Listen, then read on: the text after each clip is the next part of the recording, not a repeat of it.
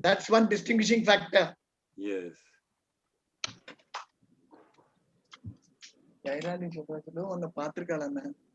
Harsha, we are live on YouTube. Thank you, Ravi. Thank you very much.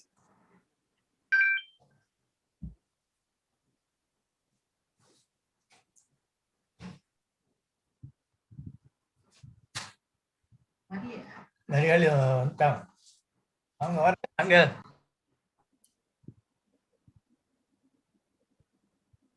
I request you all to kindly mute yourselves, please. We will be starting in another 20 seconds.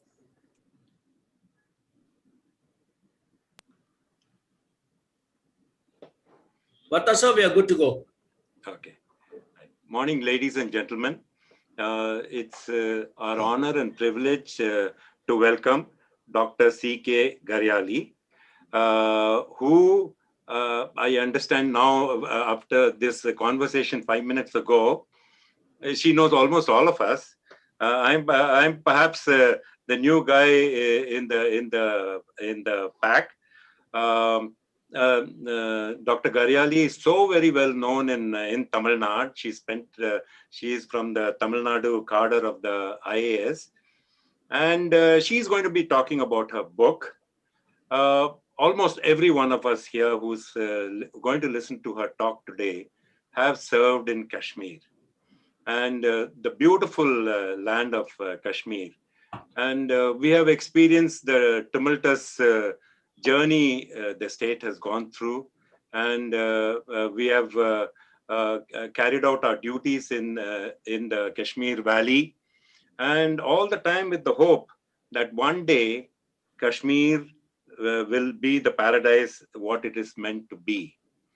Today, Dr. Gariyali will take us through this state, its history, and of course the harassment that the Kashmiri Pundits have gone through.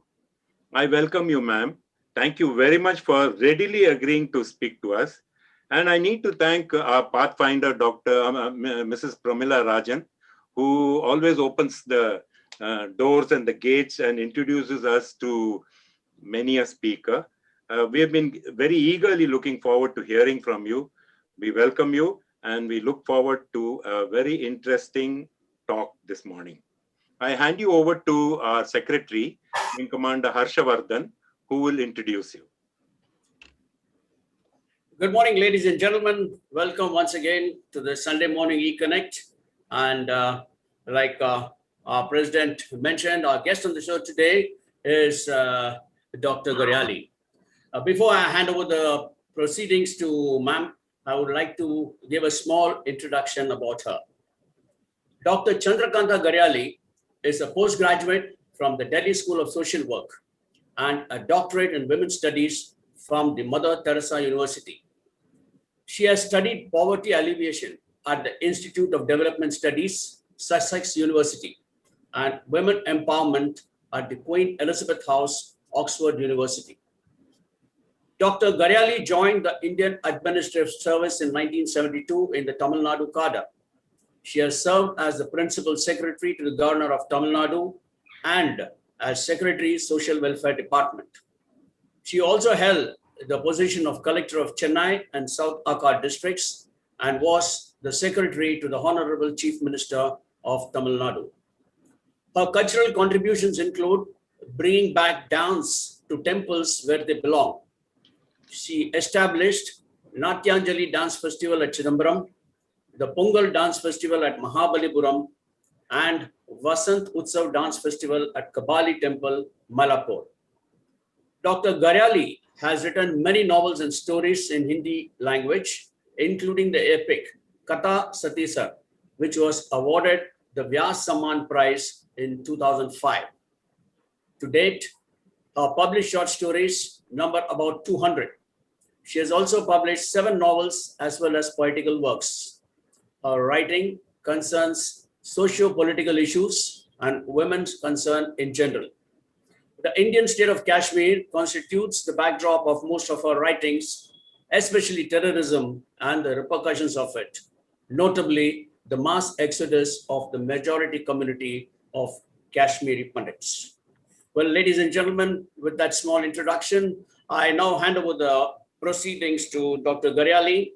After she finishes the talk, we will have the question and answer sessions. Anyone who wants to ask a question may kindly raise their hand or put it in the chat box.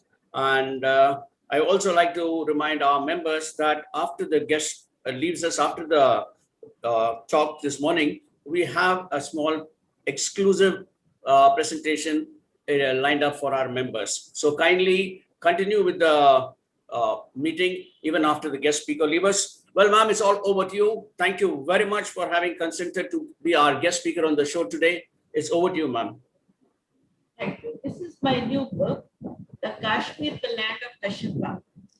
Now, the reason I wrote this book was that I was born in Kashmir, and when 1990 episode happened, all of you are aware, when 5 lakh people had to leave their home of 5,000 years, it was very painful to everybody. And to me, it was very painful because I was working in Tamil Nadu. I was not working there to help anybody. But this feeling that I could not help people was always remained in my heart, that I could not help these people when I could have if I was in administration. So after my retirement, I started working. I started working on this book. I thought at least people being displaced, their culture, their heritage, their cultural heritage, which is very ancient. Like many of you in Tamil Nadu, they belong to the ancient heritage. Their communities are 5,000-year-old also, like Kashmiri Pundits. So this needs to be preserved. So I thought I document the culture of people, because which will be now lost. Because when you are uprooted from your place, your culture is not anymore preserved. Ma'am, there is, I think, a little bit of problem with your audio. There is a background noise because I've checked everybody is muted. Could you just check, please?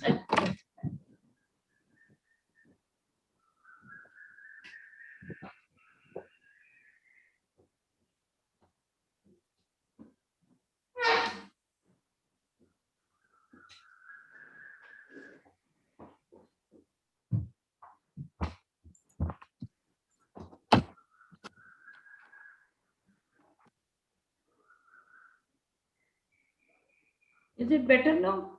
Very I nice. think keep the mic closer to you, ma'am. Yes. Okay. Clear, ma'am. It's clear now. Okay. Yeah. Okay, because I think the fan was on. I'm sorry about that. Now, so I was telling you, I'll just repeat a bit.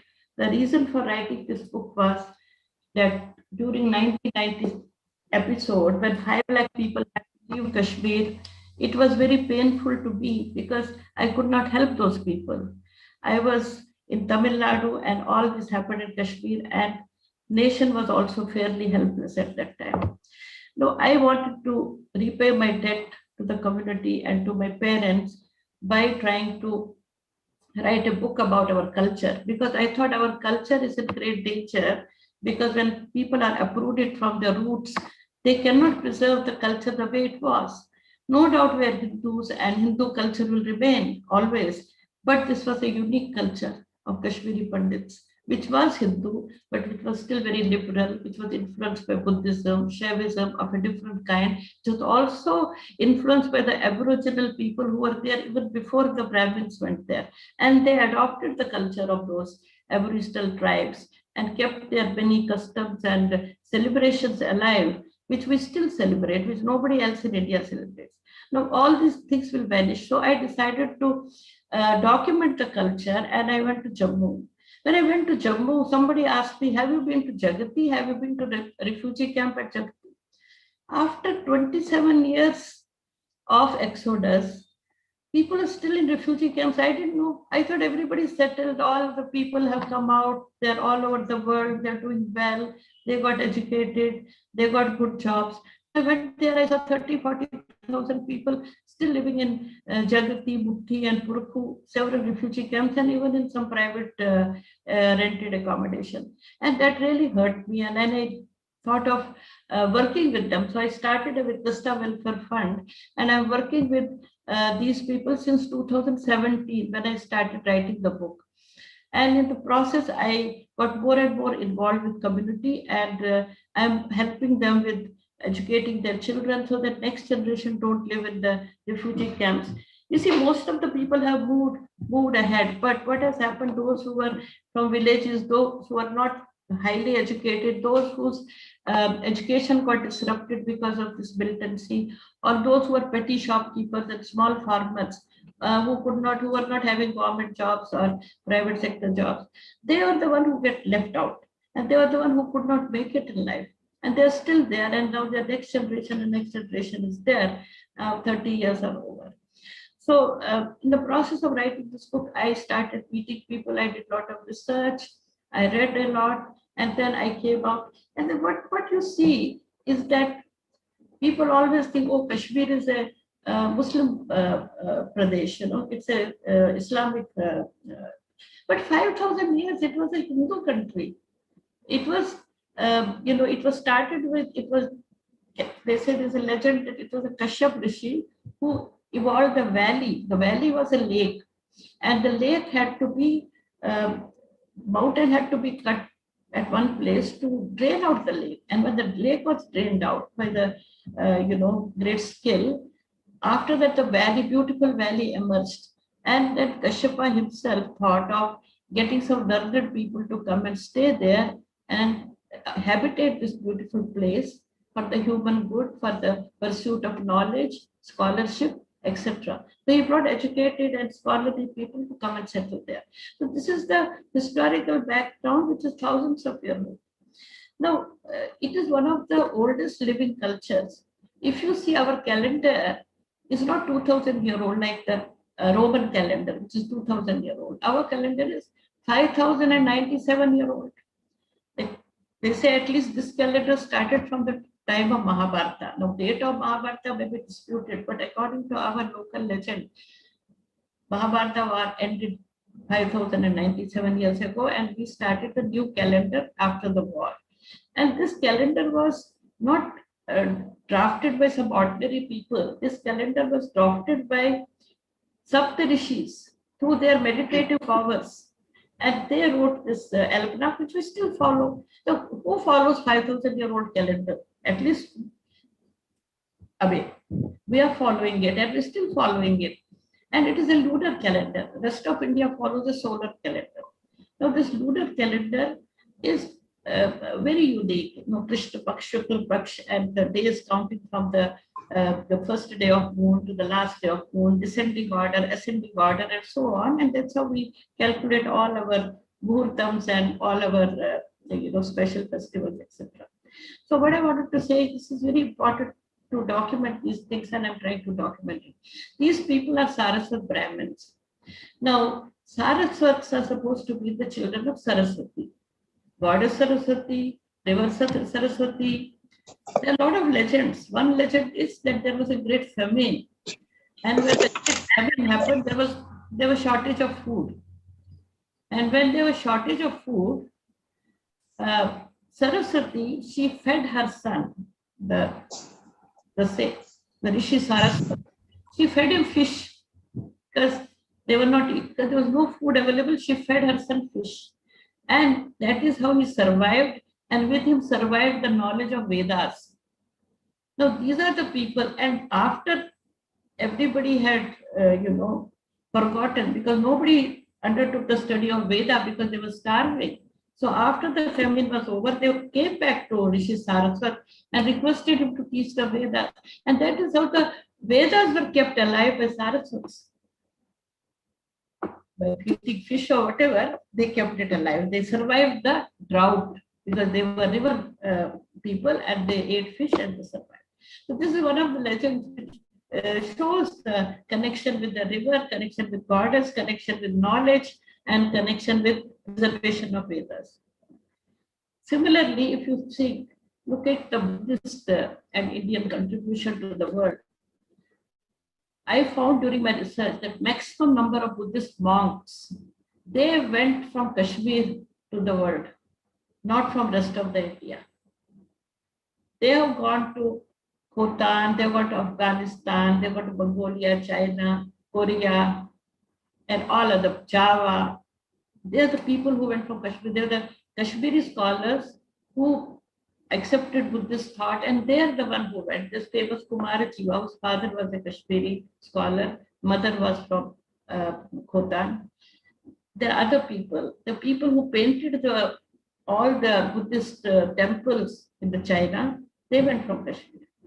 So there was a great contribution done to Buddhism by Kashmiri scholars. So there is a great ancient tradition up to 14th century till the Islam reached there. Islam came there only 14th century. So the saying that was always denying the Hindu heritage of Kashmir is not the right thing to do. We can accept what came after 14th century. Now, I mean, look at it. Before 14th century, the contributions which were made were so enormous. For example, out of 24 treaties written in Sanskrit, I believe 22 were written in Kashmir. There were only 2 written in other parts of India. Isn't that something fantastic? The scholars, the chief abbots of Nalanda University, most of them were from Kashmir. When Nalanda was destroyed, these people came back and then they went to Ladakh. And that is how Ladakh has got preserved Buddhism. Most of the work was done by Kashmir. They translated entire works from the Sanskrit to the language of Ladakh. So whatever is Buddhism preserved in Ladakh, I would say that largely the credit will go to the scholars from Kashmir and also the former scholars from Nalanda who were of Kashmiri origin. Coming back to another thing, my friend Padma Subramaniam, she's a scholar with PhD on Bharatanatyam and Natya Shastra. Now she happened to mention that the oldest reference to Bharatanatyam does not come from any other part of India, does not come from Tamil Nadu, where we think the dance belongs to Tamil Nadu, it's a Tamil dance. But the oldest reference comes from Kashmir. When the king went to, in 6th century, king went to visit Marthan temple, he was welcomed by Devdasis according to dance, according to Bharata. That is in the script, that is in the manuscript. And this is from the research of Dr. Padma Subramaniam. So even before the rest of India would have known about Bharatanatyam or not, I won't say that she was only from Kashmir or not. I am saying the oldest reference is from Kashmir, from the Sun Temple, which is something which we have to appreciate, that much before in any other temple, they were performing it. Another interesting thing about contribution to music is the Sarang Dev, who has written Sangeet Ratnakar. His family migrated during the Hun invasion, migrated to Deccan, and then he wrote his Sangeet Ratnakar. So there has been so much of connection, so much of contribution to, apart from that, to the medicine, philosophy, grammar, yoga. Most of the scholars either were from there or they went there to work, and they completed their works there. Now coming back to Adi Shankara. Adi Shankara came to Kashmir after conquering the rest of India, reached there. He was recognized as a great scholar.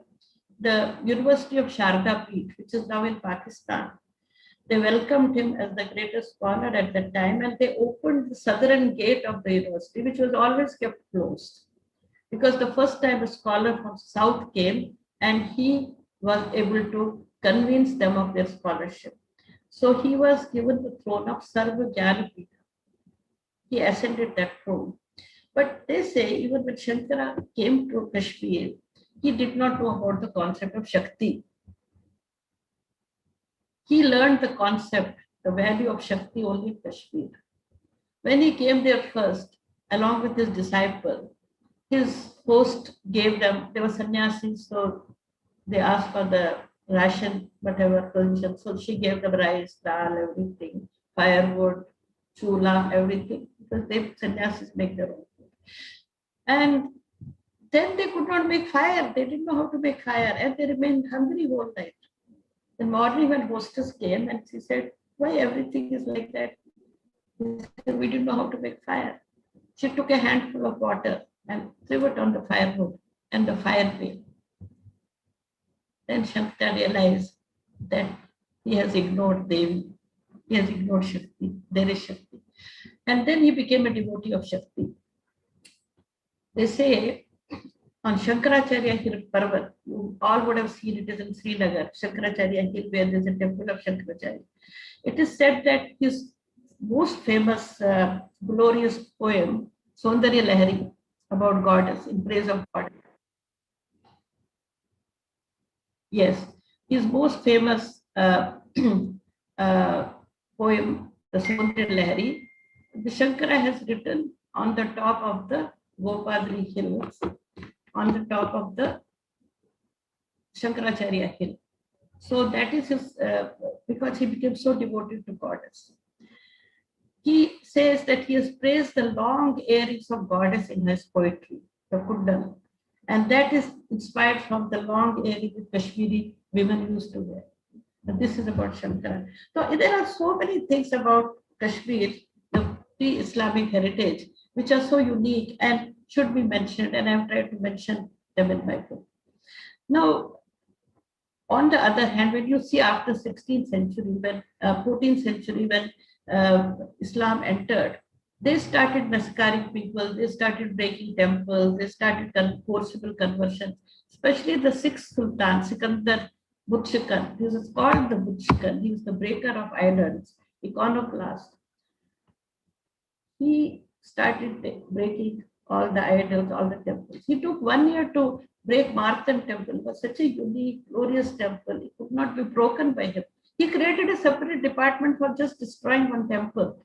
And when it could not be broken, he filled the temple with firewood and burnt it. And for it was burning for 1 year. So it was burning for 1 year, and the temple got defaced, and he killed all the priests and devotees and all that. And he drowned people into Dal Lake. He took all the books of the scriptures and Hindu books and he put them in Dal Lake. He was making a barge. He put them as a foundation of the barge, the precious manuscripts of Hindus. So that is the type of work they have done.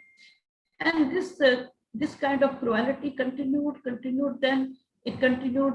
Some sultans were little less, some more, and then Mughal period again. Aurangzeb came back. He continued, and that so much so that people have to go to Guru Tegh Bahadur Ji in Anandpur Sahib and request him to save them.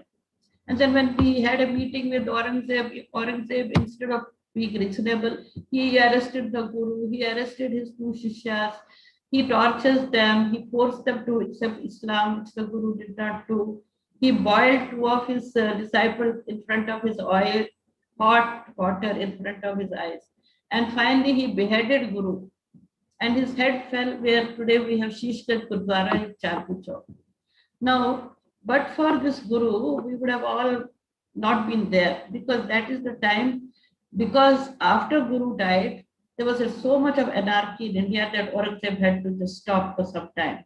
And after that, he took ill and then he died also.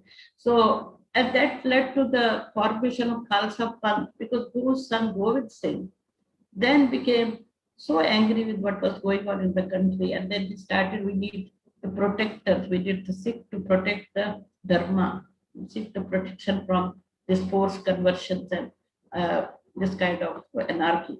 So the Khalsa was born. Khalsa was born out of the atrocities done on Hindus, especially on Kashmiri Hindus. The Khalsa was born. We have to understand how it was born, and we have to understand we owe our existence to the sacrifice of Guru Tegh Bahadur. Whatever remaining few people would have been also killed at that time. After Mughals also, we had Afghans, and some of the Afghans rulers were very, very cruel. That was the height of cruelty. Anyway, after that, Guru Maharaja Ranjit Singh came in. You know, if delegation went and invited Maharaja Ranjit Singh to annex Kashmir and save the people. So he took over Kashmir, and Kashmir was part of Sikh kingdom for a while.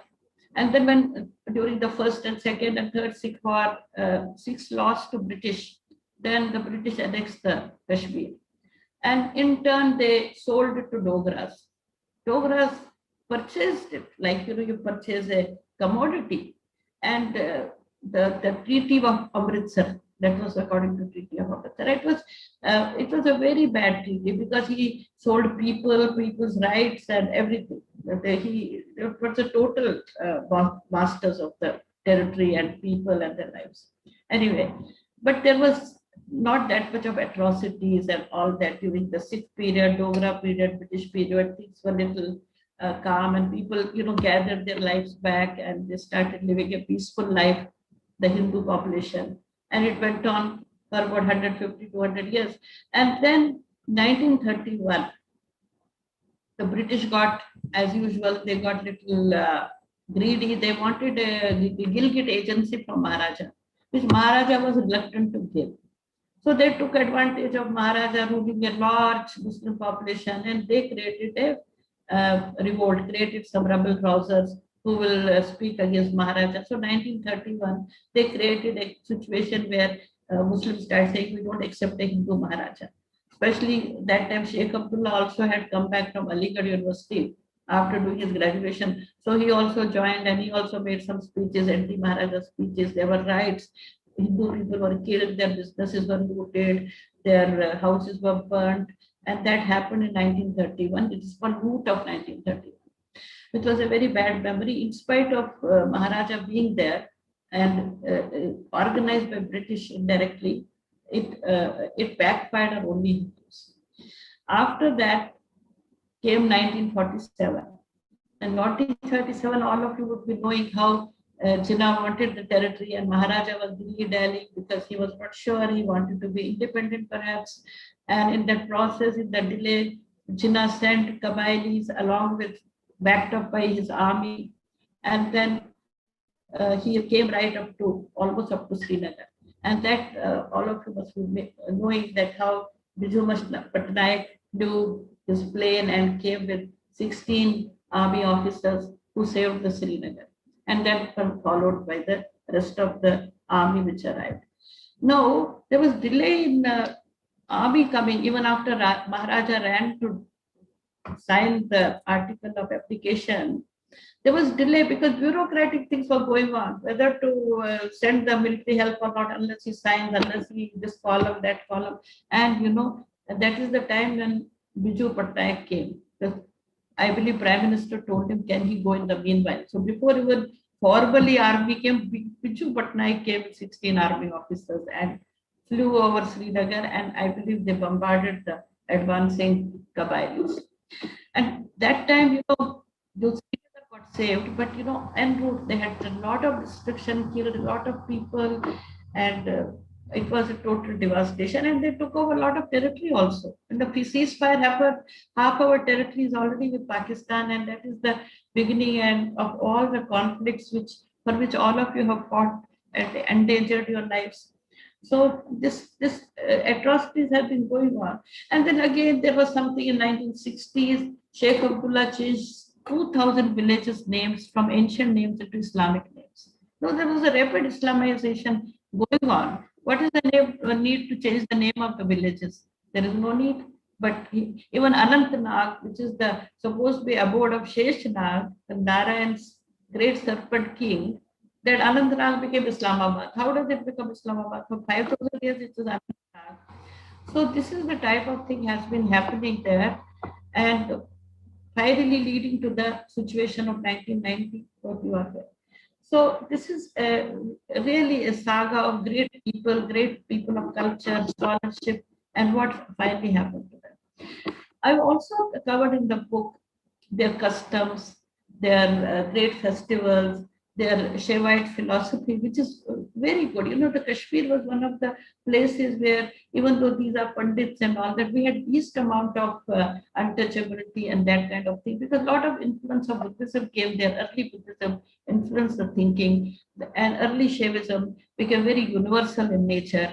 And there was no, so it was a very unique religion which they were following. The Kashmiri Shaivism, Kashmiri school of Shaivism. I have mentioned about it. Swami Lakshman, who was a great scholar, his picture is behind me. So he revived the Kashmiri Shaivism, and Now, the uniqueness of this Kashmir Shaivism is where we in India believe that this world is Maya. In Kashmir Shaivism, the world is not Maya, it is real. And because they feel that a real absolute cannot create an unreal world. If the God is real absolute, he will not create something unreal. So they think this world is to be equally taken seriously and not to be discussed as Maya. That's number one. And second thing is, they say you don't have to give up everything to attain enlightenment. While leading a materialistic life in a materialistic world, you can still achieve enlightenment and spiritual greatness. You can still achieve divine. So these are two special things of Kashmir Shaivism, which I wanted to tell you about. I've also written about the festivals, especially the unique festivals which are connected with the Aboriginal population of Kashmir. It appears when these Brahmins came and settled there, the king of the Nagas, Nil Nag, there was a Naga tribe there, and who were also local people, that he gave them a code of conduct, how they should live. It was not like Australians went to Australia with the British went to Australia, killed all the Aborigines, and they went to America, South America, Canada, and they killed all the Red Indians and so on. It was not like that. They said you have to look after them, you have to see what they're following, you have to follow their customs, you have to give them Thanksgiving, you have to have Thanksgiving festivals and all, and you have to live in harmony. So we have enormous festivals, especially in winter, because winter there would have been food shortage in the forest because these tribes lived in forest and all that. So we have this custom of keeping big platters of food, cooked food and all with fish and all those kind of things in the forest or in the compound wall of your house or in the terrace of your house. And these used to be taken away by, we still follow these customs after 5,000 years. We still have what we call fish rice, and we have so many other festivals. These are all Thanksgiving. These are all offerings to in the forest and into the people. So apart from that, there are other things also, which we go to some forest shrines and we pray there. I've also written about stories about Srinagar, because Srinagar, everybody knows Rajishat, Dal, and this and that. But there are some real interesting stories about Srinagar. One of the things I mentioned, that there's a belief that Christ's tomb is there in Srinagar. Now, this may not be accepted by people, but doesn't matter. This is the I'm telling about the local beliefs. I'm telling about the local beliefs and local customs and local faith people have.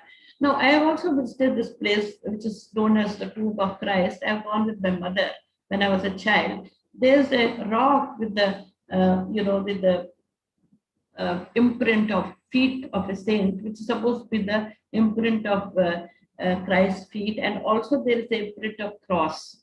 Now, this is a very, very old tomb. It is not after 14th century. Now people say it is a saint of Islamic saints. No, it is a very ancient tomb, much before. We can say it could be 2000 years old. Now, later on, one more saint was buried alongside after 14th century. One more Islamic saint was buried there. But actually, the original tomb is much ancient. It is known as a tomb of a foreign prophet.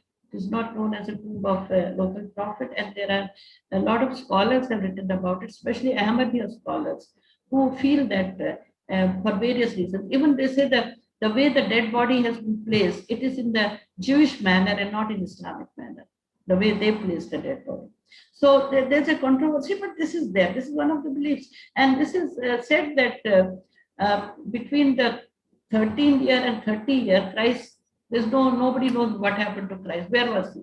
From a young age to 30, when he comes back and preaches, where was he?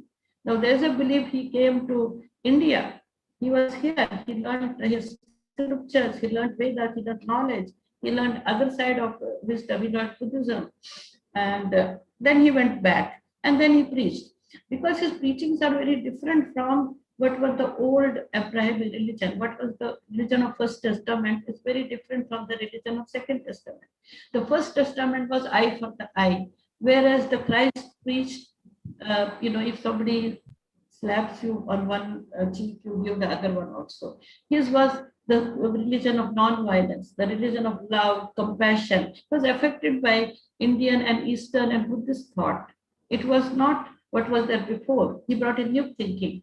So it is believed that he came, he studied in Tibet, he studied in Varanasi, he studied in different parts of India and went back. And when he's supposed to have been crucified and buried, he was not dead. He was in Yoga Nidra because he had become a yogi in India. And he woke up from his Yoga Nidra after 3 days and he was seen by people. He was a real person. And then he came back to India. He said, he told everybody to disperse. He also came. And it is believed he was teaching in the Buddhist university in Harvard. We had a first century AD, we had a Buddhist university in a place called Harvard, which is near Shad Garden. And the legend says that Christ was teaching there and he lived at a ripe old age and then he was buried there. Well, this is the legend.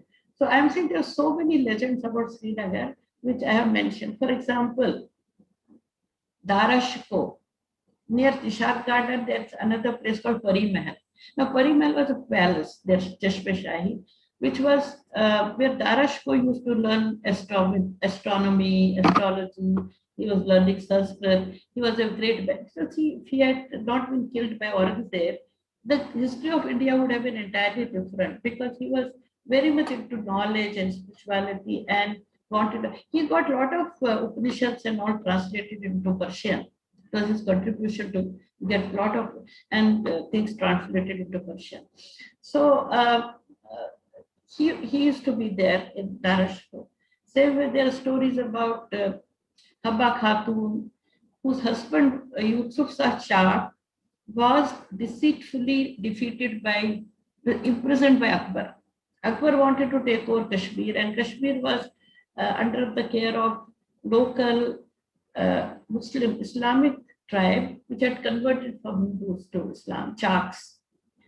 So these Chaks were then very fierce warriors and Akbar could not take over Kashmir. So he invited him for a meeting. And then after inviting for a meeting, he imprisoned him. And then he sent him to Bihar. That man died in Bihar in an unsung place. His tomb is there somewhere in Bihar. Now here his wife, Habba Khatun, became very upset after the husband left and she became mad. She was going around the whole place, singing, writing poetry. There's a bridge in Srinagar, Habba Kadar, that is named after her. So she's most important, most beautiful poetry she has written in Kashmiri. And I have written her story also. So there are very interesting things about Kashmir which people don't know. For example, there's one interesting thing is when King Parvat Sena established the city of Srinagar, he divided the city and gave it into the care of 8 Bharavas. Bharavas are supposed to be the protectors of the land, of the place, of the locality. Like we have INRs in our Tamil Nadu villages, like that. So the whole state of Srinagar is divided into 8 parts and they are protected by 8 Bhairavas. And this Mangal Raj Bhairava, they are our 3rd bridge and there are other Bhairavas. So there's something very interesting.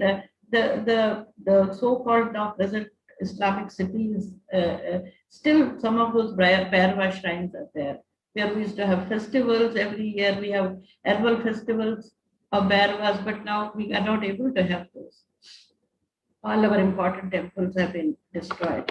Now the temple of Ganpati on the river in Srinagar, very famous temple, is mentioned even by Yuan Song. I believe there was a vihara there, Ganpati Vihara, and Yuan Song has stayed in that vihara. So these places are so old. Yuan Song came to Kashmir in 6th century. He was 2 years in Kashmir. He studied with 50 scholars. He carried the quotes and books of books on donkeys and mules back to China. And then he got some of them translated into China. So I think maybe I should give some time for questions. What do you think? No problem, ma'am. You can continue as long as you want. Okay. So coming back to the present situation, I am going to and fro. Now coming back to these great temples, I told you about Martha temple. There were great temples in Avantipura, and there was temple of Avanteshwara and Avant Swami. Now that was one was Shiva temple and one was Vishnu temple, and I believe the temple was so grand that its shadow used to fall in Martand, where there was Sun temple. It was such a tall, lofty structure. Now these were very, very special places, very spiritually great places, which we have, which have been destroyed. And our great university, Sharda Peeth, that is in Pakistan now, and we can't even visit that. We hope we are able to at least start the pilgrimage to Sharda Peeth. Another thing, just at the end, I will tell you, this is a Sharda Peeth from where Shankara, after learning the greatness of Shakti, the goddess, when he went back, he took the essence of goddess with him and he brought it to Sringeri and he set up the temple of Sharda there. It is called Sharda Sringeri. It comes from Kashmir. It is his, so the goddess survives, the essence of goddess survives in Sringeri, which we have lost to Pakistan.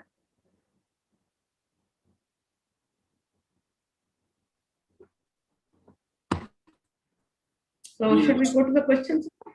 Yes, if you're finished, we can go to the questions, ma'am. Yes, yeah, that would be nice. Thank you very much, ma'am. Thank you. It was a very interesting insight into the history and the present day conditions there. And we will start with the questions. I have a few questions. I'll start off with that. And ma'am, my first question to you is that, the events that happened during 1991, what would you term this as? Is it a political movement or a religious one? See, basically, religion is used as an excuse, I suppose. But in Pakistan has been always wanting to get even with us and take over the territory of Kashmir. And they have been training the militants for a number of years. And our governments were not strong enough to integrate the territory properly. Now the 370 has been removed now. It should have been removed long ago. So there is role politics plays. And I think when the territory which went away, when we lost the territory, I think the political opinion would have been like it happened that China took over part of Tibet and we said it's a useless place. Why do you do it? So we also had that kind of attitude that the best of Kashmir is Srinagar and Valley and all that, and let that go. So there is a political thing, and there is also political thing from Pakistan to take over. And religion has been when you want everything for yourself, there is no place for somebody else, which happened in Sri Lanka when they wanted to do away with Tamils. So this tendency that let me have everything and this not be inclusive. The Hindu philosophy teaches us to be inclusive, but unfortunately, Islamic philosophy does not teach us to be inclusive. And that is a sad part of it. Okay, ma'am. Okay. Now, so would it be correct to state that whatever happened in Kashmir can be termed as an internal conflict that we have had in our country for years, like what's happening in Nagaland, Mizoram, Assam? Is it in the same lines, or what is happening in the eastern part of the country is different from what's happening in Kashmir?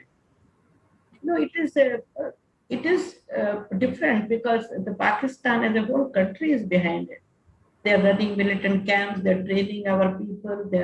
So it's a organized. Not only that, and they are supported by entire. I'm sure they're supported by entire Islamic world. The people coming from Turkey and all that. You people must be knowing that the mercenaries, so-called mercenaries, or people who have been sent, they're from all kinds of Islamic nations, right? From Turkey to Afghanistan to Iran to everywhere.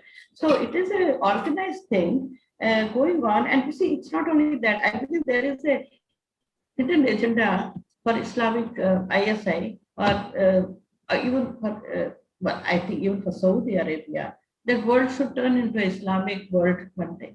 That is a hidden agenda, which is unfortunate because even common man believes it. Even common man believes it, what they're doing is right because they're supposed to do it. They are in the path of dharma and they do it as a path of dharma. They don't, so there's no conflict in their mind that we are doing something wrong because they are annihilating infidels, kafirs. But in our mind, there is no infidel, there is no kafir. People are people. But in their mind, there is a group infidel, and from the time of Prophet itself, they have been militantly going after. They have been doing the jihads, they have been doing, fighting Christianity and other, what we say, the crusades and all that. So this is part of their spiritual culture, I can say, and they have no guilt about it. Okay, ma'am. Now, my next question to you, ma'am, is that, some people say that whatever happened in Kashmir to the Kashmiri Pundits in the valley, this could have been avoided if the Muslims who are there in the majority had raised their voices and stood by their Pandit brethren. What are your thoughts on this, ma'am? Definitely, because there were people who were militants came and knocked at door and they were told he's not here. And the neighbor pointed out and said, no, he's inside. And they came back and killed the man. So these incidents have happened. So if everybody had been a little proactive, could have been stopped. Of course, there was general fear and probably if they had not cooperated, some of them might have also been attacked and all that. Possibilities there. But there was also active cooperation. People actively wanted to take over the nice homes and live there and grab the properties, grab the stuff. All that was there also. Okay. Moving on to my next question, ma'am. What are the psyche of the Kashmiri Pundits today? I mean, they have been in exile for over 30 years. And do you see them returning back to the valley soon anytime, or they are happy with wherever they are and what they are doing? No, most of the people have gone to different parts of the world and trying to find a place for themselves, whether they're in Bangalore, whether they're in, Delhi, they are in abroad. So, but there are people, and I don't think many of them may really return because they have gone and trying to make a life for themselves. Some of the older generation may still want to go back. But there are people who are in refugee camps still after 30 years, they could not be rehabilitated. That's about, I'll say about 40, 50,000 people are there. And some of them may still like to go back. And that is where the problem is. And the thing is, whether you can go back and live there permanently, you must still like to have your home, you still like to have your temple, you still like to have right to be there, go there, celebrate your things, and so on. So that everybody will want to do that. They have freedom. I mean, this is a lesson, Kashmir is a lesson for us because this can happen in any other part of India also. You take any Muslim majority place and then they can start doing like this. Other day, I believe that there was a request that in one of the Muslim dominated areas came before the High Court in Chennai saying that one Hindu festival should not be allowed. No, people are dictating terms like that. It's not a very good thing. And we have to we have to learn from this that we got to protect our rights and our way of life and let no one interfere. We are not interfering in what others are doing. And so let no one interfere in this also. Okay. So you don't see the Pandits going back to Kashmir in the near future? No, they will go, but I don't see that all the 5 lakh families which left will go. Okay, ma'am. And they will go and they will go, they will stay. Now you see the thing is PM Manmohan Singh was there, he gave 3,000 jobs for the people so that they can go back.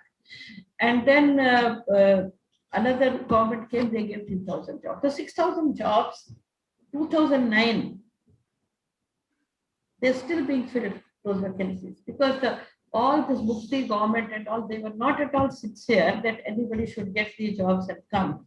And in 2017, when I started working there with these people, only 1,800 jobs were given so far from 2009 to 2017. You can imagine how people are dragging the feet.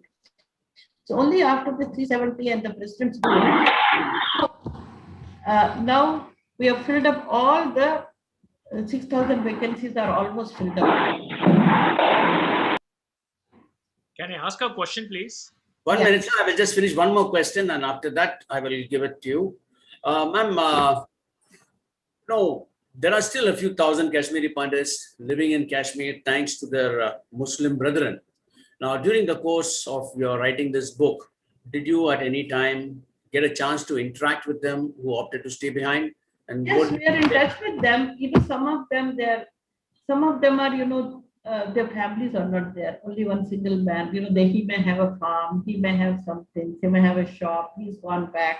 He's still feeling a little bit not so intimidated. Many of them have gone back after many years. Some of them are working. They have got jobs, government jobs. They have to be there. And now these new appointees are there, and they are afraid to live. So there have been separate settlements for them where they're living.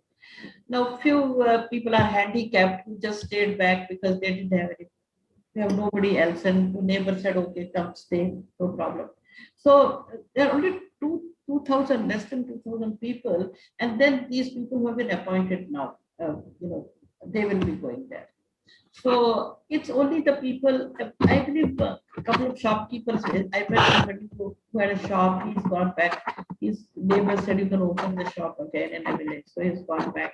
Few people are coming and going. The families are not there. They go back and see their farms. They're still able to manage some. They have orchards and all, or some small farms. So they go and come. So most of the time are like that. So they're totally miserable, totally not knowing anything to do. They are still like that. But they're in a very miserable condition. I was told they are not even getting this allowance which migrants get, those who are in Kashmir.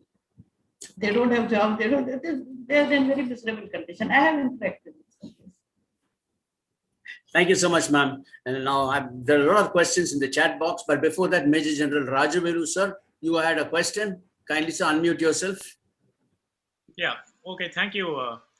Ma'am, it was a very nice and a very informative lecture you gave.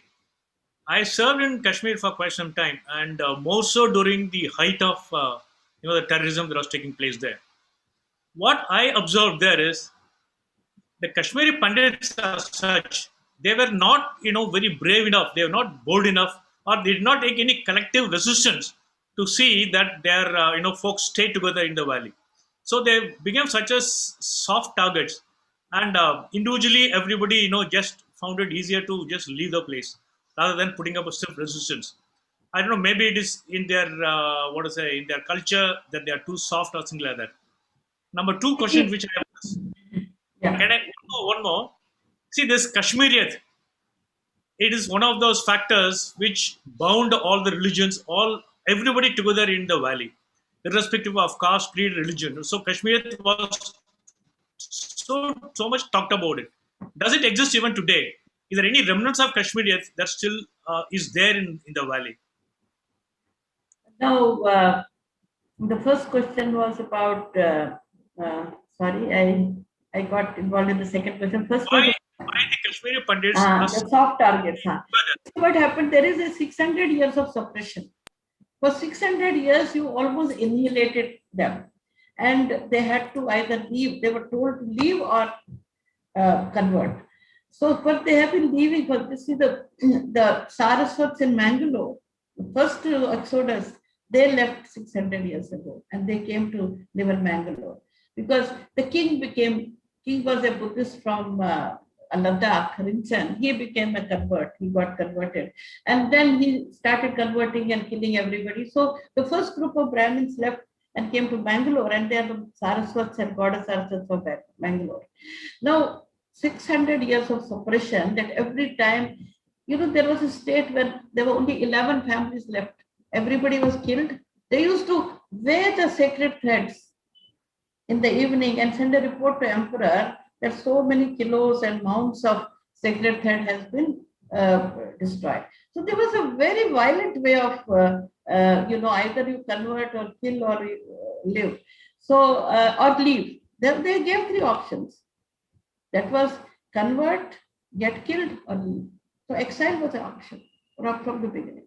So there is this 600 years of this history of suppression, and we are really, so suppressed that where will you fight, and when you are so few. See, even in my native village, ours was only one family of Hindus, and everybody else was Muslim, including our workers, our farm labor, our this thing, our that thing, our tailor, our boatman, and everybody. We lived with them because they were still, see, this Kashmiri and all was not real. It developed during this 150 years of Muslim, British, and Dogra rule, when people were forced to live together, and then they had to live together, and they tried to work it out together. And that's also because the Hindus were more generous. Even when the Hindu kingdoms came back, they never tried to be nasty. There was a thing when Maharaja Ranjit Singh came in, and then his general wanted to, they had destroyed Kali temple and made a big mosque there, and he wanted to destroy it. But the Hindus themselves said, "Nahi, rehne do, unhone masjid banaya hai, so let them keep it and all that." So this big mosque, Hazrat Bal and all that, they were destroyed at that time. We wanted to destroy it. But no, the Kashmiri Pundits only went and said, "Sir, we to bana diya, puja kar rahe hain." Because that we are different, so that's how we have been brought. And this thing is there. You can say forward or whatever. They're never done. They're never held their arm in their hand. And being 1 or 2 or 3 in a village and all, how will they protect themselves? How will they come together? Kashmiriyat, ma'am. Then my next question was on Kashmiriyat. I think it developed during this period, when non-Muslim period, then people, because of our philosophy, we lived together with harmoniously, and there were very good Sufi saints. They are the ones who brought all the communities together. So the Sufis were generally Muslims, but they had Hindu devotees also, because Hindus will go to any guru, any god, anybody who tells any good thing, any nice thing, any noble thing, they will go and listen. So when there were Muslim Sufis, there was a tradition of Sufis. There were Hindu Sufis also, the Hindu saints and the Muslim Sufis. And people were going to Hindu saints also, because local people are simple. If they think, oh, this saint is able to give blessings, they will go to Hindu saint. And this, our Hindus will go to Muslim saint. We still have in Chari Sharif, there is a separate Hindu Dharamshala, where our people used to go stay. I have visited Chari Sharif few years ago, and I saw there is a written Hindu Dharamshala. So we could sit there and cook our own food, and their fellows will bring. You can have your own thing and all that. So this culture developed there because Sufis were more progressive, and they wanted to bring everybody. They're not Sunni Muslims. They are very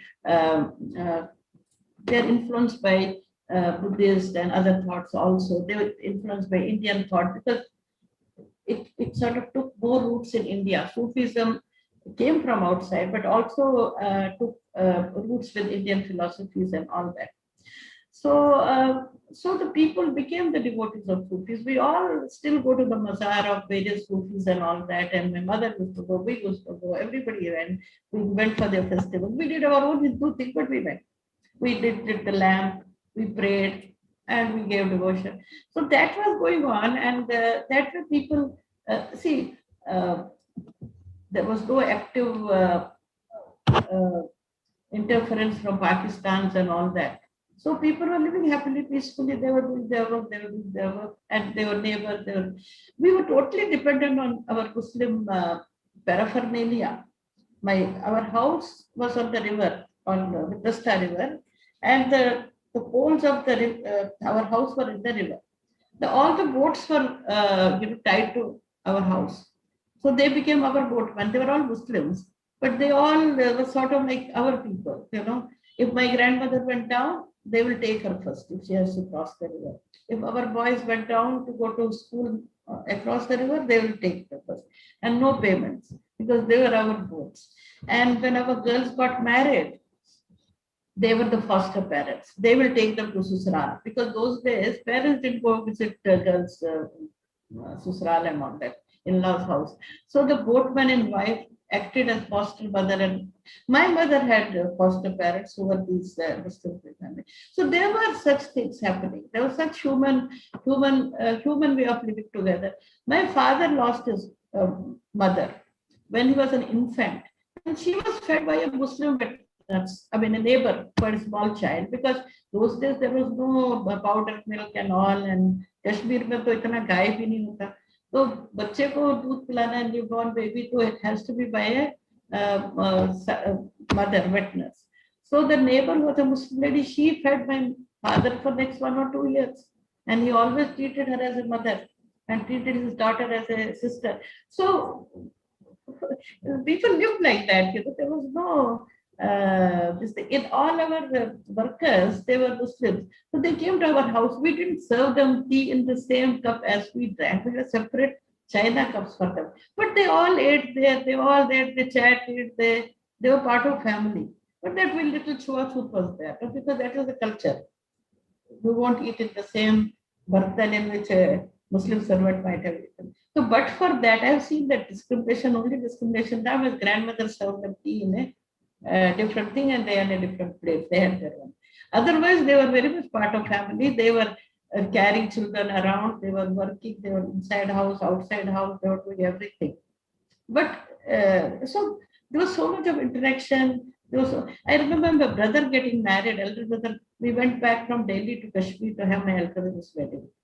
And my mother had invited, my mother was brought up in that area. She had a lot of Muslim friends, plus our Muslim Doodh Wali, Muslim Sabzi Wali, because all of them were Muslims. Because all these petty shopkeepers, everybody around. So all of them. And so we have this lady Sangeet, every night people sing in our Kashmiri weddings, Punjabi weddings. So these women were also coming and singing, but then they said, we are getting to sing only a few songs. We want a full night only for Muslim singing. I remember my mother said, okay, this particular day is yours. So one day only Muslim women sang and danced. So that was the thing you could ask them. They could say, ki humko pura naach chahiye, hum apna gana gaenge. And they sang beautiful songs, their folk songs and all that. And the songs which were sung by the milkmaids of our area, were Muslim milkmaids, they were about Krishna songs. You see, even in as early as in 1964, my brother got married, they had Krishna songs in their memory, because there was not such radical Islamization. So the milkmaids were singing the Krishna songs. They were the Muslim folk songs, because they would have been from Yadava community at some point of time, and they had retained it their cultural memory.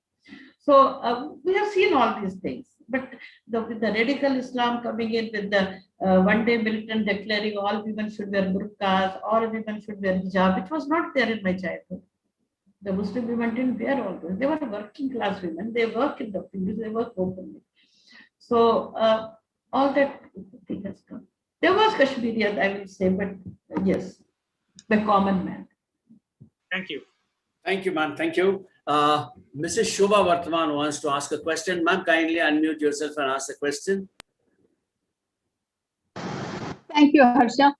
Ma'am, thank you so much for a tremendous insight to Kashmiri life and culture and their problems just now. I've always wondered why this problem never got solved and why it came out so late in history.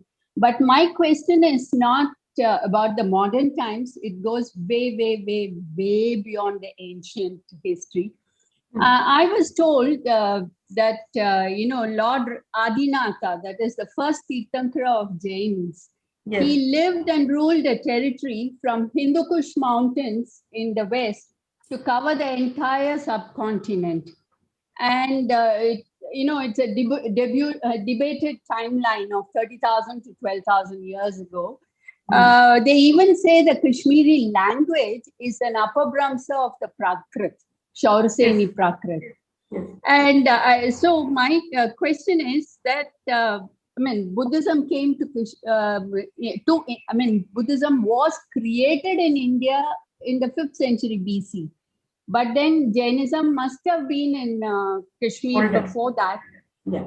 How come there are no evidences? Or is it that the Buddhist idols, images, and temples are often mistaken for, the Jain images are often mistaken for Buddhism unless by somebody who knows the religion very well. And otherwise, it will be very surprising to know that Jainism did not exist in Kashmir when it has it would have been a pocket where existed in Afghanistan, Pakistan, and everywhere else, and not in Kashmir. The Bulletin of Asian Institute also says that there are still some remnants of Jainism in Kashmir. I'd like your thoughts about it, ma'am, because you've done so much research. And where have we lost Jainism in Kashmir? Yes, actually, because Buddhism is much more recent, so there is more evidence of that. And Jainism being much more ancient. And then, think of the Adinath. Adinath philosophy was not making temples and idols. There is a difference. The idols and all came much later. So there would not have been any avshesh of temples and ruins of temples and this thing, because the whole concept of idol worship in Jainism is a much later concept. So I'm sure there are legends that both, if not the Adinath, but the Mahavir and Buddha both have visited Kashmir. These legends are there, and so that is there. So obviously, because what happened, the Buddhists created a lot of big idols like Bamiyan Buddhas in Afghanistan. So the Muslims, first time they came across idols were Buddhist idols. Then they were coming from that side to India. So that is why they call the idol Buddh. Buddh is the word created by, this is it, the word for Buddh. So the Muslims thought every icon is Buddh. So they call it Buddh. So Buddh Shikan, Buddh ko todo, iconoclast. So that is why your word Urdu mein aa gaya hai, Persian mein aa gaya, Buddh. Actually, it comes from Buddha. So they have seen only Buddhist idols in the beginning. Then they started destroying all idols. They called it all Buddha. So the two reasons I am saying, if one is this was much recent and they were into making huge idols, and Jains were not making temples. Early Jains were not into making temples. That may be one of the reasons. But yes, actual evidences is there that Jain monks were there, and especially Mahavira and Buddha both have visited Kashmir, and they say even Lord Krishna has visited Kashmir. And Pandavas did part of their Ajnatavas in Kashmir. Thank you, ma'am. Because it surprises me that in Afghanistan, there is a Mahabir temple, which has been converted to a Hanuman temple. There are many conversions of idols also. And Jainism, of course, had enough temples. I mean, there are 23 Tirthankaras between Rishabh and Mahavir. And they have been making temples since Krishna's time, Rama's time, and things like that. But somehow or other, there seems to be a tremendous vacuum about Kashmir, actually. There is no mention in, there are mention in literatures in our literature mentions. I have also seen mentions in literature. Yes, maybe I should do some more work on it. I will. Thank you. It's a good new Thank you very much. New area. Even Buddhism being so much there was a news to me when I started my research. I didn't even know that there was so much of Buddhism. It was almost, in fact, the scriptures say that in Buddha Purnima was a very great festival in Kashmir, and everybody celebrated with much gusto. And even today, when we do Homam and Puja, we are making Naivedyam and Prasadam and offerings to 3 Buddhist deities, even today. And that is the remnant of being Buddhist at one point. Thank you, ma'am. Thank you so much. Wing Commander Sudarshan has raised his hand. Wing Commander Sudarshan, can you kindly unmute yourself and ask your question? Yes, sir. Can you hear me? Yeah. We can hear. Good morning, ma'am. I just have a question about abrogation of 35A. Is it likely to bring demographic changes in the future? Not immediately, but it may not distort it further. That possibility is there. And slowly things can improve. Okay, thank you, ma'am. We cannot have, I don't see that immediately major amount of Hindus going and settling in the valley. But there will be a little things start happening, some industry coming in, some people joining, more people getting jobs.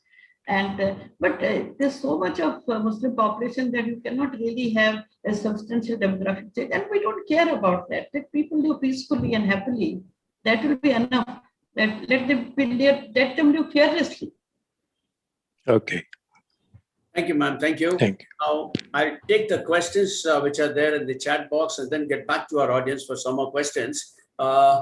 And before that, I just want to remind our members that at the end of the show, after the guest speaker leaves us, we request you to kindly stay back. We have got something very special to share with all of you. So kindly continue with the meeting after the talk show is over. So now, Group Captain Kamal Singh is coming. The questions popping up here. After that, I'll come to Group Captain Kamal after these questions. Okay. Now, there is a viewer on YouTube, ma'am. Name is Jai Shankaran. And his question is, what, according to you, madam, is the most positive development happened in Kashmir in the last 3 years? How do you visualize Kashmir by 2025? Will there be a total peace and growth?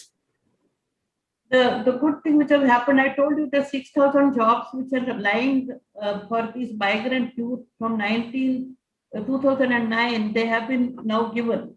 People have got, the last batch took the exam now and they got.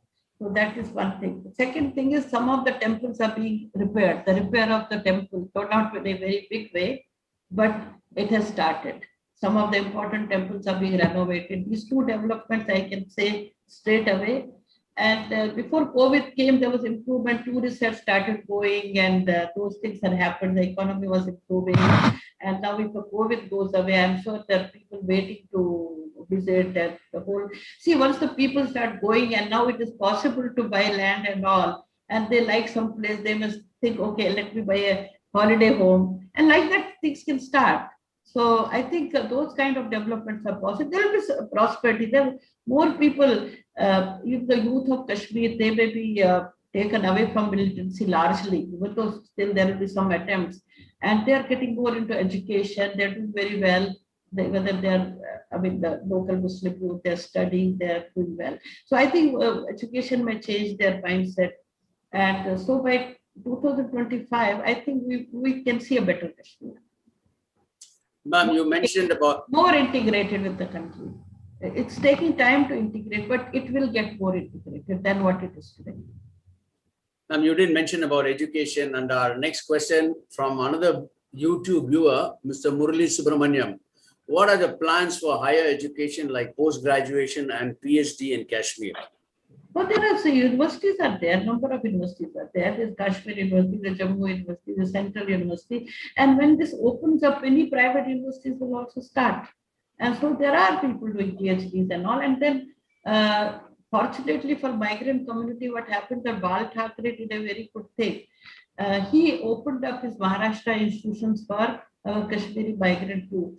And with the result, after that, Krishna, the Chief Minister of Karnataka also opened up. They were the first pioneers. And after that, only Government of India then made reservation. So with that happened, lakhs and lakhs of youth have got educated, higher education at reasonable cost and in a preferential admission way. And they have doing very well across the globe.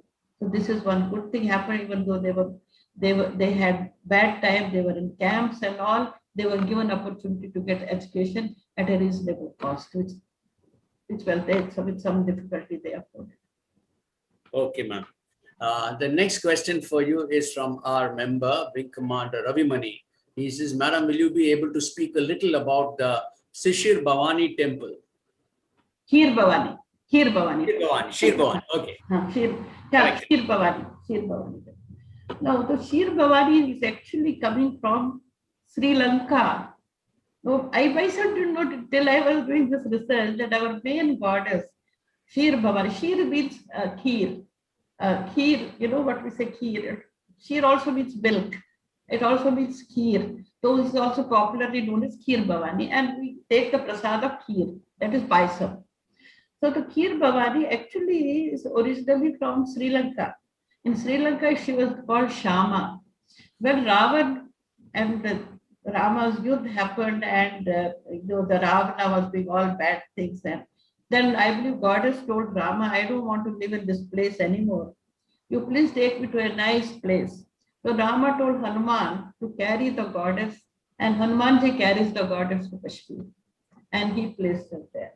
And this is our temple mother. So she is actually, but actually how goddess went there, it also went because, originally Ravana had prayed and then, invoked goddess, and goddess decided to live there. But finally, we're seeing all his bad deeds, he wanted to come away. And Rama placed him to Hanumanji in Kashmir. So it's a very, very important. And all the places where Hanumanji took rest, they have become the places of great importance, Shakti Sthals. I believe he stopped in Madhya Pradesh, he stopped in Uttar Pradesh, he stopped in many places before he reached Kashmir. And all of them are also the places of Shakti. The temple of Shir Bhavani is very famous because it is inside a spring. And that spring changes color. The water changes color depending on how the country will be, how the state of situation will be. So it can become black, means there will be war, there will be disease, there will be all kinds of bad things happening. And it is green and blue and all, so the prosperity will come. So people go to look at the tank and see what is the color of water. Thank you, ma'am. And now for the next question, we move on to Group Captain Kamal. Kindly please unmute yourself and ask your question. Thank you, sir. Ma'am, I belong to Jammu, and when I was in college, I have actually seen the migrant camps, and I have shared the same classroom with the migrant students. I remember in my college, the first half used to be for the students from Jammu University, and the later half would be of, the students from the valley who had come, the migrants. I have seen that part, and I was in college those days, ma'am. I have also seen Kashmir as a young student when my father, who was in the army, he was posted in the valley once upon a time. And while whatever we have spoken today, we are talking about, and the optimism that has been felt by me, I just want to touch a topic which may, on the face value, may appear very, very pessimistic, but that is, I don't want it to be that way, but it is just out of concern. Having said this, ma'am, like you spoke about a point about 600 years of suppression which the Kashmiris have gone through for various reasons. Then the Journal Sahib, one of the viewers, he said that, that Kashmiri Pundits probably as a collective qawm, a qawm ki tarah, they failed to protect themselves, a qawm ki tarah. Then the present day governments, for last whatever years, last maybe 50, 60 years since independence, the governments that have been coming one after the other. And we all know, I need not talk much about it. We all can read between the lines that what the priorities actually of the governments are and where their interests lie for the purpose of that chair. Simple. And also another point of that the present day generation, Kashmiri, when I say present day generations, I mean about those children who are very young, who came probably in the lap of their mothers out. And I have few people, whom I know that way. And children who have been born much after that. All these, there is a physical disconnect. There is a loose saying, out of sight, out of mind. There is a physical disconnect of the, इन बच्चों ने कभी देखा ही नहीं है जिस कश्मीर की हम बात कर रहे हैं, या मैंने भी जो एक बचपन में देखा, इन्होंने उसको देखा, सूंघा, महसूस ही नहीं किया है, केवल बातें सुनी है, उसकी कहानियां सुनी है, और आज से 30 साल बाद वो कहानियां भी खत्म हो जाएंगी.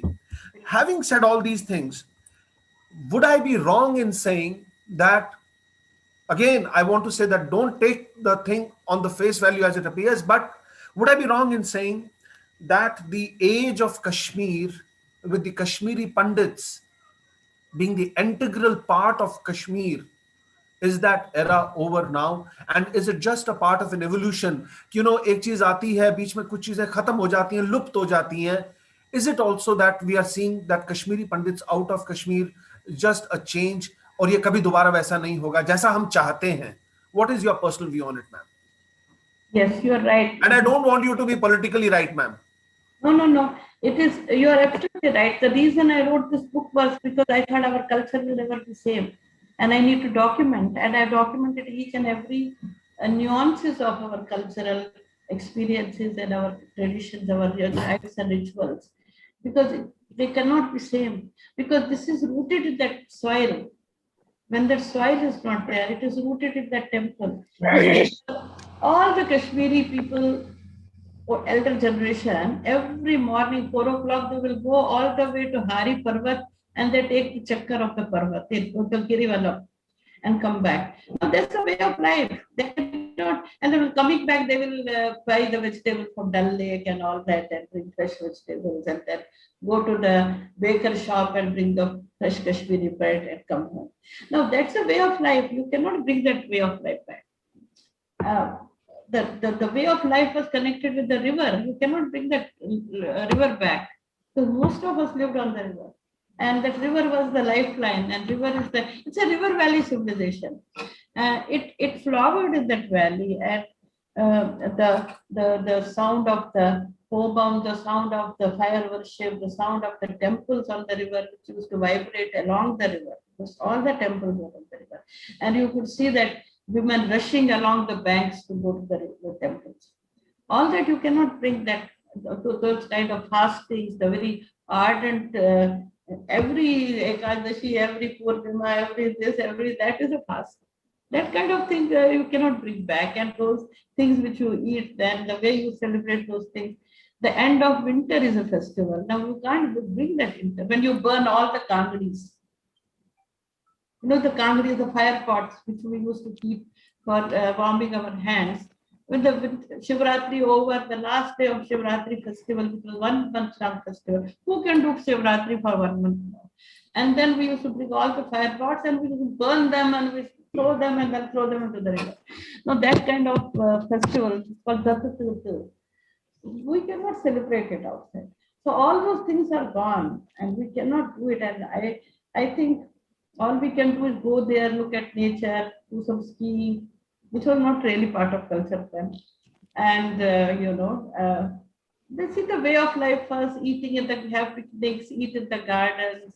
The day sun came out, everybody carried their food and stove and everything and sat in Nishat and Shalimar or any other garden and cooked and ate on the spot. The whole culture was of having picnics and outdoor culture whenever there was sun. So we cannot have that way of life. And as you said, there's a disconnect. Younger generation doesn't know anything and they don't care. They're happy. They're getting your multinational jobs and they're getting this and that. They're in good positions. They're professionals. Most of them educated youth. They're doing very well. How do they care? Just like I think that now your child or my child goes to America, New York, and all, does he care about Chennai or this thing or India? He is living his life, his priority, his families. So that will happen to most of the Indians who are, working on different things. They get disconnected with this thing. But still, that culture won't see. There are a lot of Ayyars in America. They forget about our customs. But still, there is a substantial population continue in Tamil Nadu who will keep it. Our temples are there, our institutions are there, our substantial population is there to maintain that culture, which may be our Tamil Brahmin culture. But that will not remain so in Kashmir. So Kashmir thing will be definitely is destroyed. And it's very unfortunate. They're trying to keep it somehow in Jammu. They have rebuilt all the little replicas of their Kheer Bhavani temple, their Markan temple, their Sun temple, and trying to do little things. But it's not going to be the same. Thank you, ma'am. Thank you so much. I have a question. Now, Brigadier Subramaniam wants to ask a question. Subhi sir, kindly unmute yourself and ask the question, sir. Certainly. Thank you. To the wonderful talk, madam. I think whatever Sir, can you be a bit louder? It was a very wonderful talk, madam. I think I have a thing that almost everywhere, if you look at it, it is the migrants who funnel development of a place, whether we like it or not. Thus, Kashmiris who have migrated out of Kashmir and come outside have possibly done far better than they would have done had they remained in Kashmir. In fact, change, you will agree, is yes, many of them have done very well. In fact, that's why we used to think everybody has come out and everybody has done very well. Till I went back and saw there are nearly 40, 50, 60,000 people still suffering. In fact, I live in Australia half the time and I went to Melbourne and I saw one Kashmiri family on one hill. They occupied one mountain. They're so prosperous, you know. I mean, having huge houses, bungalows. Melbourne is the colder part of, and they prefer to live there. So many I saw so many well-off families in Melbourne. Then you feel, oh, all is very well. So then I came back and I saw this Jagati camp in Jammu, and I realized all is not very well. But I still feel all of us together from all over the world, we can pull out these people out of that and make them more dignified. And that's why I'm working there, and I'm closely trying to promote their cause. We're trying to educate children. In fact, I actively worked for the last PM's package jobs, the last exam. I bought books for lakhs of rupees and distributed to the candidates so that they can read and appear in exam. I believe 500 of them got jobs for whom we had bought the books. So I'm very happy. So the thing is, help these people to come out of that ghetto. It's worse than a ghetto, and lead a dignified life like the rest of us. Yeah, but I pull them out, and they can be pulled out. The rest of India tries, they can be pulled out of that. And first live as a dignified human being. You see, the thing is, Hinduism will live, Hindus will live, Brahminism will live. Of course, that Kashmiri culture is so unique and so ancient, we may not have it in that shape. But still, everybody will survive. But the thing is, those people who are left behind, they should be pulled out, and they should be, so it should be seen that they have a home of their own and they have a dignified life of their own. Yeah, but I'm sure they'll have a dignified life elsewhere also. And they can probably spread our culture to others rather than being cloistered in one place itself.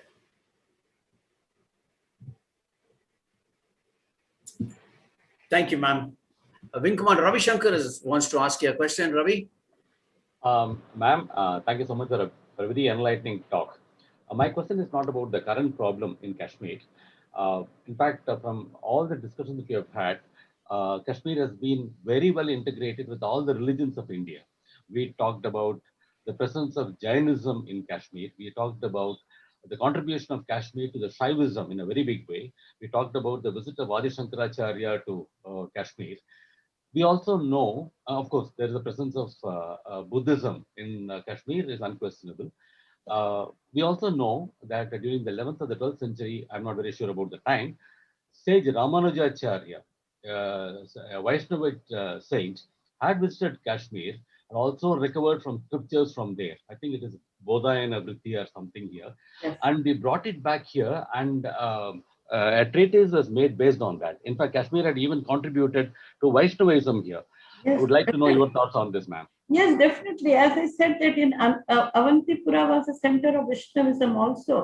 And though this Kashmir was basically Shaivite and Buddhist, but there was a stream of Vaishnavism, small but very powerful, and a lot of scholars. And we had this Anant Swami temple in Avantipura, Avanti Swami temple, because minister and the king, they were also thinking Vaishnavite thought. So they especially built this temple. So we have what we call Vaishnavas among our community, and they don't eat meat. Oh. It's only Kashmiri Pundits. But what happens? The girls, they intermarry. Oh. So when the girl comes here, and if she wants to eat meat, she can eat.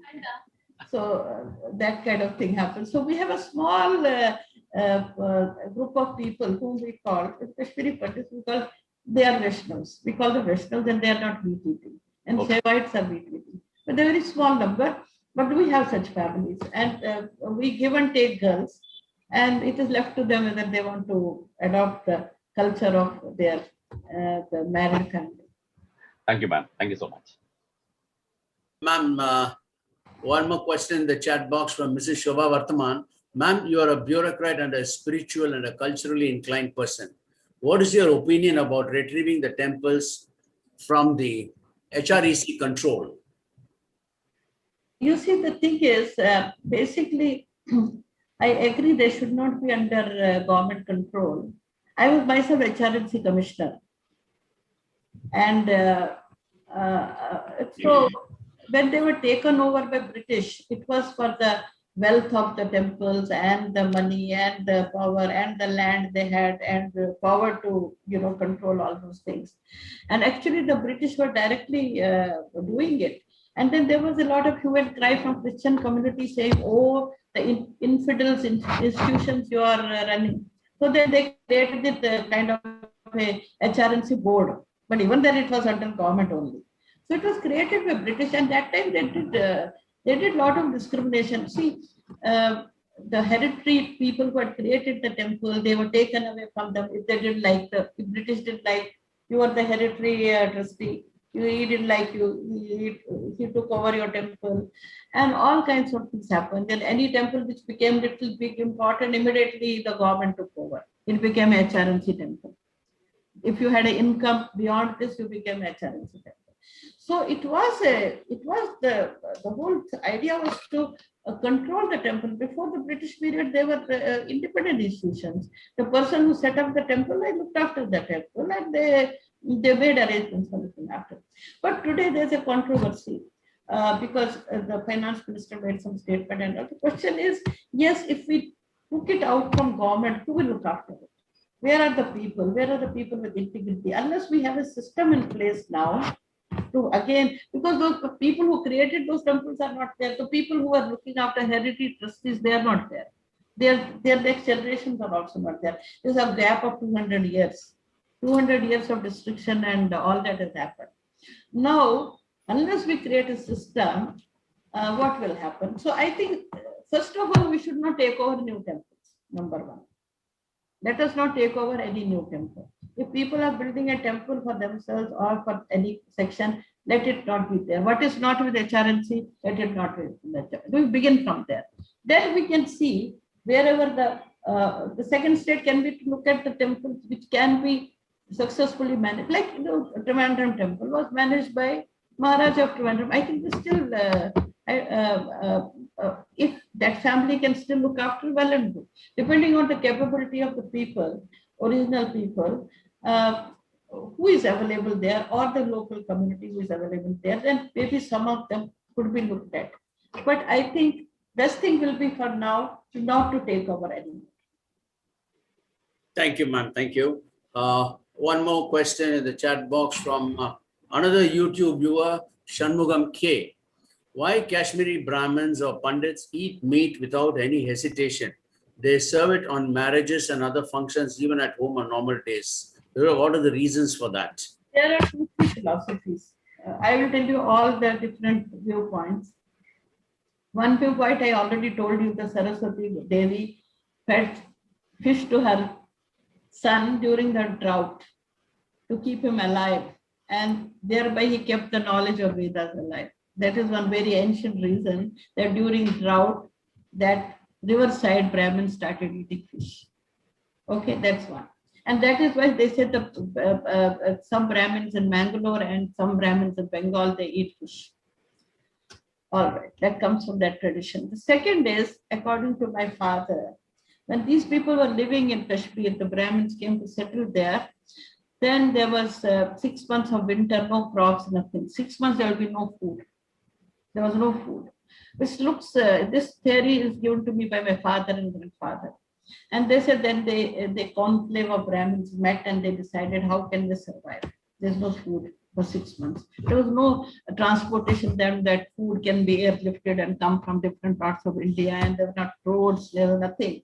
The food could not become. There will be only snowfall. So they decided we will eat one animal, only one animal. And they chose the animal. Animal should be gentle. Animal should be herbivorous, should only be vegetarian, and should be of a gentle disposition, and so on. And so they chose goat. So only they ate meat of goat and nothing else. They didn't eat meat of anybody, any other animal, anything else. They don't eat egg also. They don't eat chicken. They don't eat anything. They don't eat, traditionally, now people may eat everything. So traditionally, they did not eat anything else. They did not eat pyaz. They did not eat lasan, no garlic, no onion, nothing. Only one goat they allowed themselves as a dispensation to survive. So this is the thing. So that's why all our dishes are made only of wood, nothing else. So that is another reason. Third reason, which our the very high family of astrologers of Kashmir, the present generation man, Omkarnath Shastri, he has given me. He said majority of us still did not eat meat, and it was Afghans who forced us to eat meat. Because when they were converting and they were telling people, okay, if you eat meat, then we'll think you're converted. So many people had to eat meat at that time. So that is large scale conversion. I mean, they didn't convert, but they ate meat in front of Afghans. And he says it's the Afghans who made Kashmir large scale meat eater. So there are three theories. I have told you all that. Thank you, ma'am. Next, this is a suggestion from one of our viewers, Ravinder Raina. He says, ma'am, I have read the Kindle edition. Please mention mail ID in the book to bring out some points about the book. Thanks for writing the book. This was just a suggestion from him, ma'am. And mail ID can be given my mail ID, ckgariyali@gmail.com. Right, ma'am. Right. The same spelling, Gariyali spelling is GARIYALI@gmail.com. Okay, ma'am. Thank you so much. And Kindle edition, I have given the link also. I have sent it to Air Marshal Workman. So that can be circulated also. The link for getting Kindle edition, if anybody wants to get Kindle edition. I'll do that, ma'am. Well, ma'am, thank you so much. I think with that, we come to the end of our question and answer session. 1 minute, one more new message is popping up. And 1 minute. Okay, ma'am. One last question, and we'll take it up. It's in the chat box from Colonel Malhotra. Should Hindus of Kashmir not take inspiration from Israel? And if government supports Kashmiri Hindus, will we not be able to bring back the lost ground?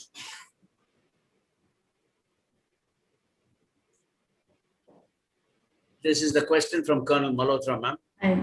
No, I think we have to, we are not going to bombard the people there, are we?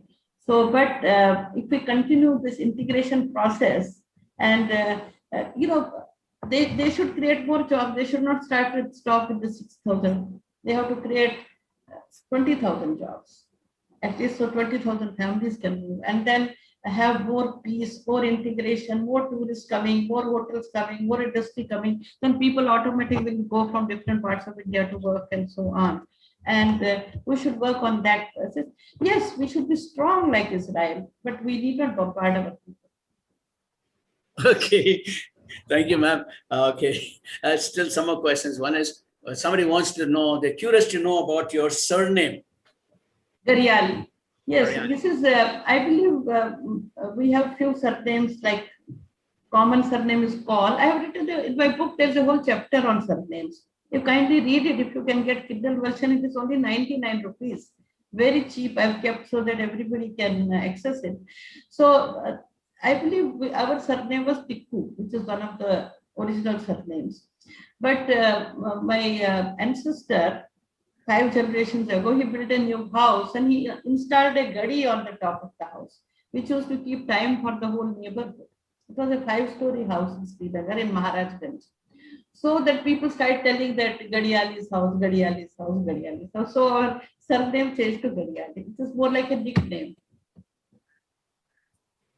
One more question for you from the chat box, ma'am. This is identified as PK's Galaxy. I don't know his name. The question is, he's got 2 questions for you, ma'am. Whether all Pundits or a certain sect in Kashmir were targeted. And the second question is regarding the Shir Bhavani temple. I hope strongly that the temple may have a root connection to Bala Thandabai temple. One is first question was about were all Pundits or only certain? No, there was no difference because there are anyway small number. They were all targeted, and to begin with, they targeted important people. The educated people, the leaders, the people who are promoting communal harmony, because they didn't want such people. Even the Muslims who were promoting communal harmony, 1 or 2 people they killed because they didn't want anybody to say live together. They wanted people who will say kill them. So everybody was targeted. Not only they targeted Sikhs also. No, we had a big massacre in a Sikh village. They targeted non-Muslims, but mainly Pandits and then some Sikhs also, and others also. So then coming to, I didn't understand the name of temple, but I can tell you there is a temple with this Devi is connected, which is the temple of Devi Patnam. You know, there's Rameshwaram, there is a place called Devi Patnam. All of you will know Devi Patnam. So the goddess that Hanumanji brought from Sri Lanka, he brought it to Devi Patnam. Rama worshipped her there. So Rama worshipped goddess at Devi Patnam, and then after that, she was brought to Kashmir. So if goddess is connected with Devi Patnam, she is the goddess of Devi Patnam in Tamil Nadu. And is it the same temple our friend is asking? What is the temple he mentioned? It is Bala Thandabai temple. Probably it is the other name for the same Devi Patnam. But I told you that wherever Hanumanji rested, those places became also the temples of the goddess. So this could be one of those places where Hanumanji took rest.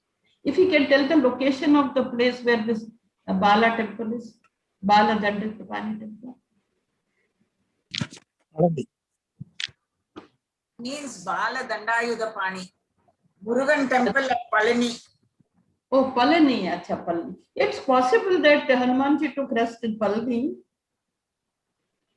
There is no Devi in Palani. There is only Murugan in Palani.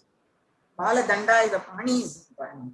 No, but it could be some other place. It could be Bala. Bala and then Bala could be either a girl or a little boy. Yes. So probably he can tell us which location, then we will know what he's talking about. But there are a number of places where temples came up where they say Hanumanji rested, traveling between Sri Lanka and Kashmir. Okay, ma'am. Well, ma'am, thank you very much. It's been a very, very interesting morning, and I wish to convey our sincere thanks to you for having spent close to 1 hour and 40 minutes with us. And this morning, you have given us a deep insight into the rich heritage and culture of the Kashmir. And I would say you really enhanced our knowledge about Kashmir in the sense that you talked about the unique calendar, you talked about the Bharatanatyam having its origin in the valley, and how the Saraswat Brahmins are also from that place, mentioned about Adi Shankara and about the setting up of the Sringeri Sharda Mat. I mean, there's so many things you talked about, and literally it has been a great morning, a lot of knowledge gained, and you also brought out the agony and the pains of the Kashmiri Pundits in leaving the place where their families have lived for centuries. And I'm sure that we hope things improve better in Kashmir, and nothing would be more wonderful than the Pandits getting back to Kashmir and getting back to the roots. And once again, thank you very much, ma'am. It's been a great morning, and now I hand over the proceedings to our President, Air Marshal Vartaman sir. Vartaman sir? Yeah. Over to you. Yeah. Thank you, ma'am. Before I conclude, I have a question. I mean, it's now 25 years. How come we are still having a, refugee camp in Jammu? Nobody's done anything about it. That's a real tragedy. Sad, that's what I said. They were all half-hearted. If the jobs which were given in 2009, 6,000, that time the families would have been only less. In 30 years, the families have increased, the children, grandchildren have developed, you can imagine. And the people for whom jobs were went, they were overaged. So 3-4 relaxations had to be given. So you see, the thing is, neither muftis were sincere nor the other governments were sincere about implementing. So these are the real tragedies. Whoever was able to afford, they went out and they studied and they came up. See, everybody in that refugee camp is not the poorest of the poor. Some of them are okay, they have children working outside and all. But some of them are sticking around, they're thinking that they will get back some place in Kashmir. So they don't want to leave that ghetto. But there are some very poor people there. At least there will be 4,000 or 5,000 families which are very poor. We need to pull out those poor families. No, but as a central government, we have given a No, whole they gave a lot committee. of money. Sir, 6,000 crores, 7,000, so much money is allotted, but these people were eating up that money. And, there's some money to improving the accommodation, there's money for building new accommodation, there's money to have schools, everything is there. But how well you eat and how much of it you get, governments in Kashmir were very corrupt all these years. So how much they will eat for themselves and they will do for people, that's the good question. Right, ma'am.